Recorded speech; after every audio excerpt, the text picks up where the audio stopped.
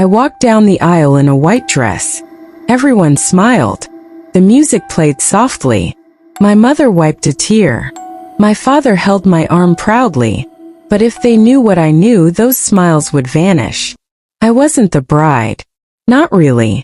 My name is Mariah, and I was supposed to marry Jason.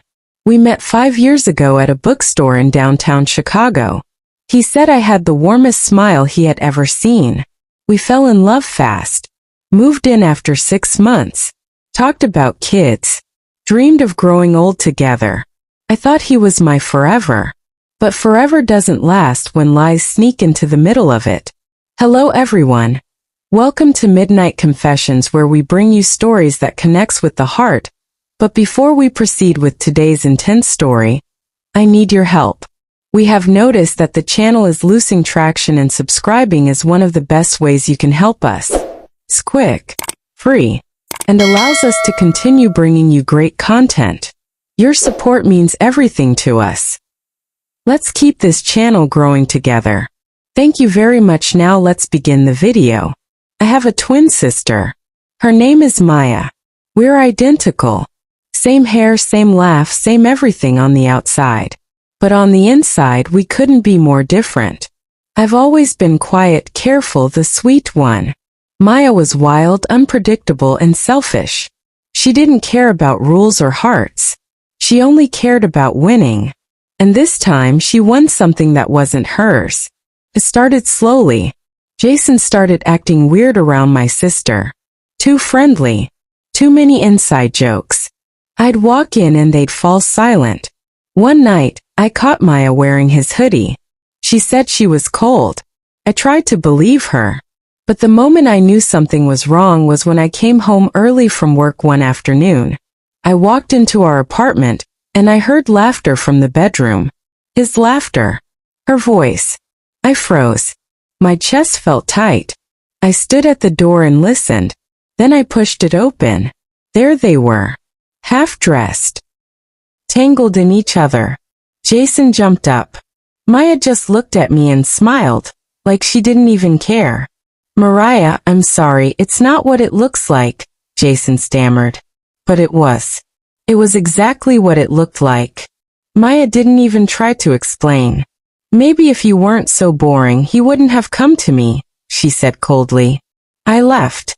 I didn't cry right away. I didn't scream. I just walked. For hours. I felt like the air had been knocked out of my body. My boyfriend. My own sister. How could they? I didn't sleep that night. Or the next. But by the third night, something changed inside me. I looked at myself in the mirror, and I didn't see the weak, heartbroken Mariah anymore.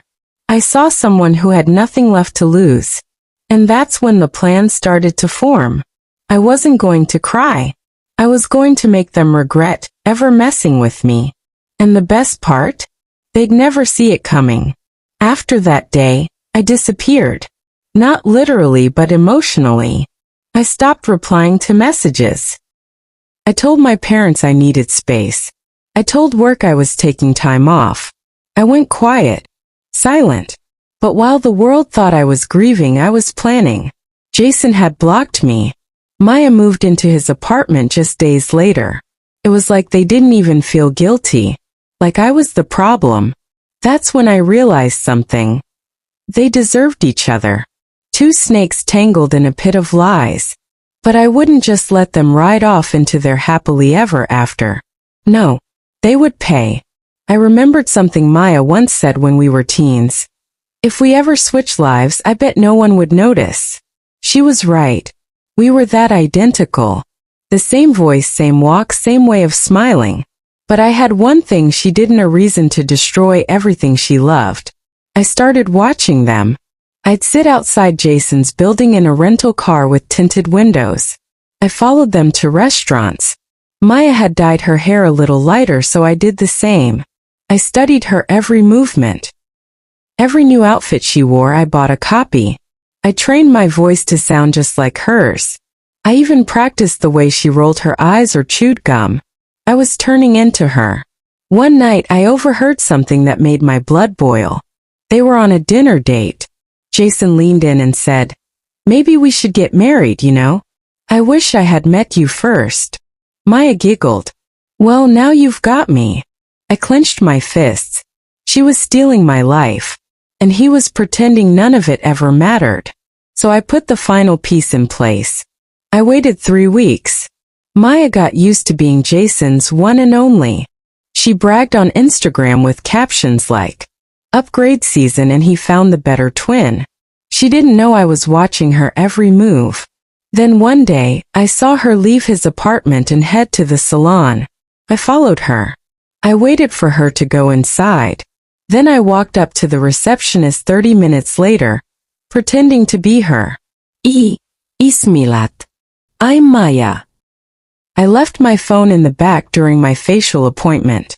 "Can I go grab it?" They let me in.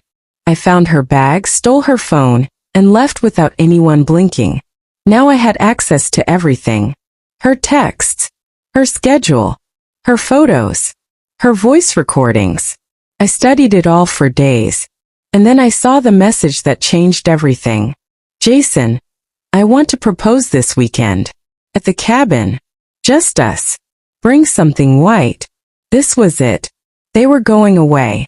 To the cabin Jason used to take me to. The same place where he said he first loved me. Now he planned to propose to my sister there? No, she wasn't going to be there. I was. I bought a white dress. Maya's size. I packed her favorite perfume. I even found her red lipstick brand, something I never wore, but she always did. The night before they were supposed to leave, I made my move. Maya was out shopping alone. I followed her to the parking lot, walked up behind her. And just when she turned, everything went black for her. No, I didn't kill her. But I did what had to be done. I drove her unconscious body to a safe, locked room I had prepared in an old Airbnb I rented under a fake name. She'd be there for just a few days, long enough for me to finish what I started. I put on the white dress, got into her car, and drove to the cabin. Jason opened the door, smiling.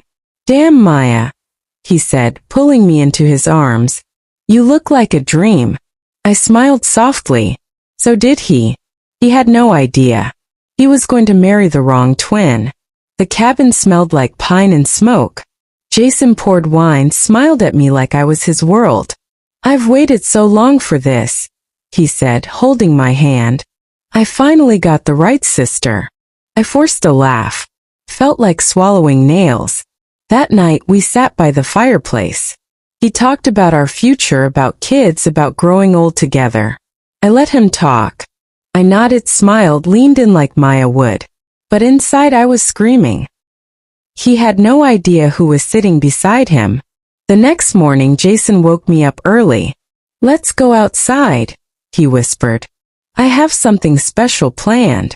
We walked out to the backyard of the cabin. The trees swayed gently. Birds chirped. It was beautiful. Romantic. Fake. He pulled out a ring. Get on one knee. And said, "Maya, will you marry me?" I smiled. I said yes. And in that moment he thought he had everything. But the real wedding happened a week later. A small ceremony. Quick. Private. Just us, a pastor and a photographer. Jason insisted we elope, said he didn't want the drama with our families after how things ended with Mariah. Perfect. He signed the papers, so did I. He kissed me. But it wasn't love anymore. It was the final nail in his own coffin. By the time we got back to the city, I had everything I needed. Marriage certificate, photos, legal proof that Jason was now married to me, not Maya. The next day, I returned to the Airbnb where Maya had been locked away. She was furious. "What the hell, Mariah? You locked me up like some criminal." "No," I said calmly. "I locked up a liar, a backstabber, a homewrecker. And now you're just a woman whose boyfriend is legally married to her sister." Her mouth dropped. I threw the ring box at her feet. "I wore your dress. I used your voice. He married me thinking I was you." "You're sick," she screamed. "No," I said. I was hurt. But now, I'm Huld. She lunged at me, but I stepped back. I wasn't scared anymore. Not of her. Not of what people would say. I had taken my life back and I was about to flip hers upside down. I posted everything online.